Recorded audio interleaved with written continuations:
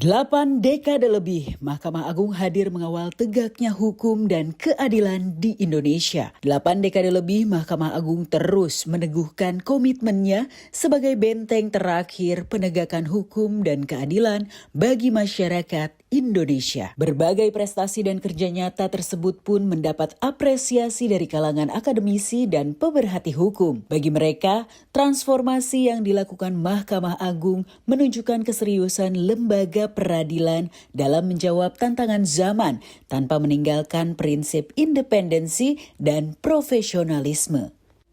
Mahkamah Agung selalu sudah meningkatkan dengan inovasi-inovasi di bidang perkantoran. Contoh e-court.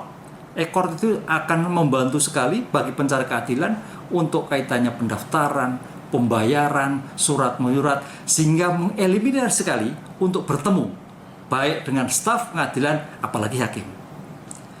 E-berpadu itu luar biasa dalam kacamata hukum, karena e-berpadu ini sebagai bentuk jalan tengah mempercepat kaitannya izin upaya paksa. Apakah izin upaya paksa tentang penangkapan, apakah izin tentang penyitaan, penggeledahan, kemudian pemblokiran, dan sebagainya. Ini semua sebagai kecepatan respon di era penegakan hukum yang modern ini, jadi tidak langsung pada orang, tapi kecepatan informasi, kecepatan elektronik itu sangat membantu sekali. Karena kejahatan juga cepat dan pengungkapan perkara juga harus cepat.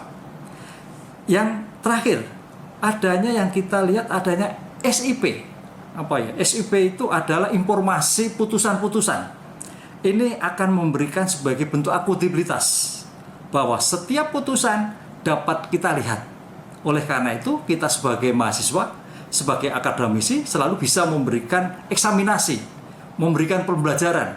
Apalagi mahasiswa S1, S2, S3 itu sebagai bahan riset, baik itu skripsi, tesis, apalagi disertasi. Ini saya kira sebagai jalan untuk mengupayakan bagaimana berhukum ke depan, paradigma kehukuman terhadap putusan-putusan yang sekarang ini.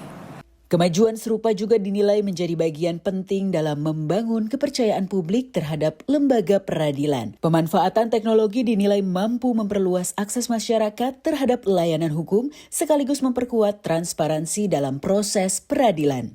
Hal-hal lain yang telah dicapai sebagai sebuah kemajuan dari Mahkamah Agung itu saya melihatnya mulai dari rekrutmen calon hakim. Ya.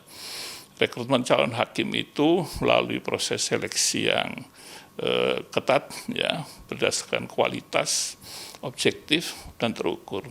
Sehingga calon hakim yang nantinya akan diterima dan menjadi hakim itu benar-benar adalah merupakan SDM yang berkualitas. Selanjutnya,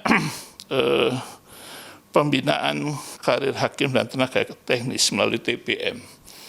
Ini dilakukan secara objektif, terukur, berbasis pada merit system.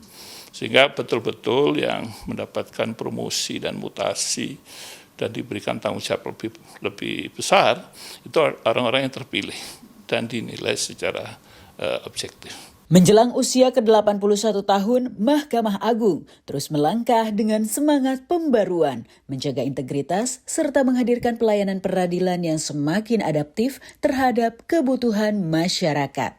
Tim Liputan, Kompas TV.